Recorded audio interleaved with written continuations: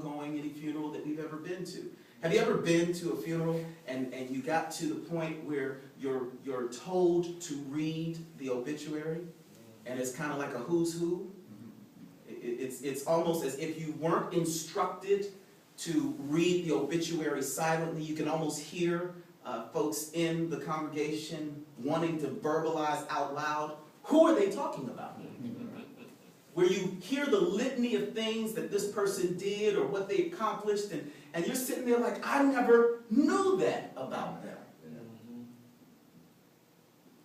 And when you have done or been to as many funerals as I've participated in, after a while, that story starts to get at you. Why is it that as men in particular, since that's my audience today, we can go through our lives, but people around us don't know who we are? Now that either raises the first question that maybe the obituary is a lie, or maybe we weren't living in a way that those who would take the time to mourn over our loss never really got a chance to know us. And the more and more I'm getting the opportunity to share with men in particular, the latter is more true. Right. We are silent soldiers. And the challenging thing about the silence and being a soldier is that there's a lot of suffering that really doesn't need to go on. The secondary element of the legacy question for me is not just that the end product creates such a question mark into the life of the person who was passed.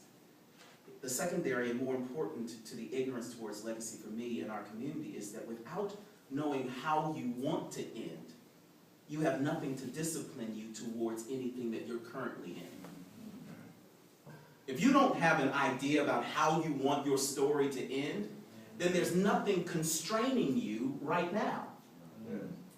And see, and after a certain age, we lack the idea or even the notion of anybody attempting to discipline us.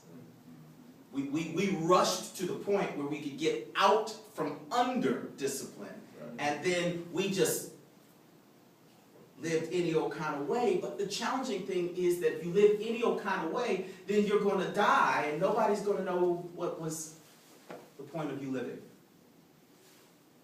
And I struggle too much.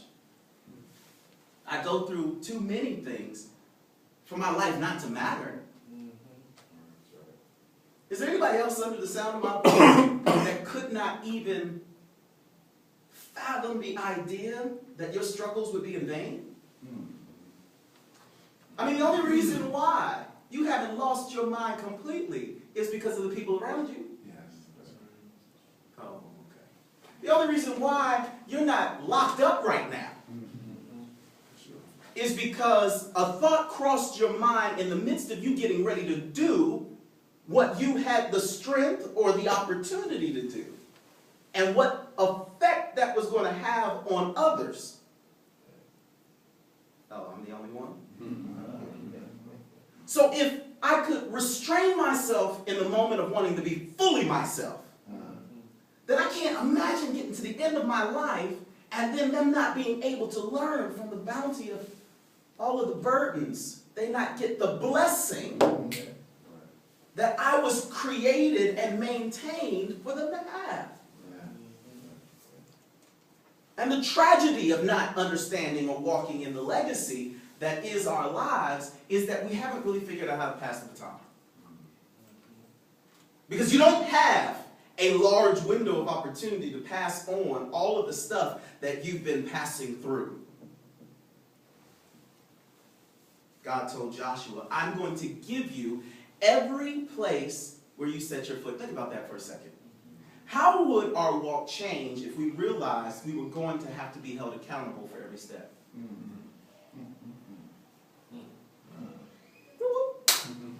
Gentlemen, how would your walk change? How would my walk change? How would our walk change if we recognized, if we realized, if we accepted that we are going to be held accountable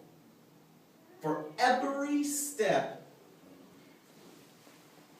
we take. And when we see him for ourselves, we're going to have to give an account for where he's placed us. Because my message to the men of this church, the community, and just period, is that I'm here to remind you, I'm not preaching, I'm just here to remind you that God has given you dominion. Yes. You understand that? That God has given you dominion. He's given you control. You don't have to be out of control. He didn't create you to be out of control. He didn't create you to be in a place that is out of control. He's created you to take control. Amen. Did you catch that? It doesn't make a difference what your environment currently, its condition is. God created you to take control. Notice what God gave to Joshua in the text.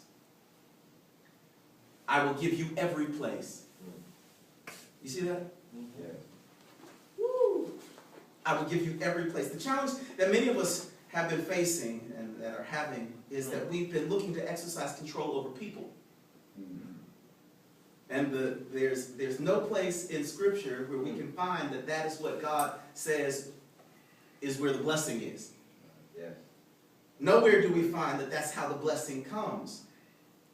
Our struggle comes when we attempt to exercise control over people. Our power, which comes from God, rests in our focus on places, not people. Lord, that was worth the price of admission today. Because see, if you have experienced a season where things are a little out of control, but you recognize that you were created to take control, but you find that you've been frustrated in the whole control department, I submit to you that it's probably because you've been attempting to exercise control over people. And the text does not say that God is going to bless you by how you take control over people. Right. The blessing is when we take responsibility over places. Yes. Yes. Yes. See, every place has its own flavor. Every environment has its own feel. Have you ever noticed that? You know, Capitol Hill feels different than Southeast. Doesn't it? If you're up on Capitol Hill, it feels different than when you're straight in Southeast. Bethesda feels different than Fort Washington.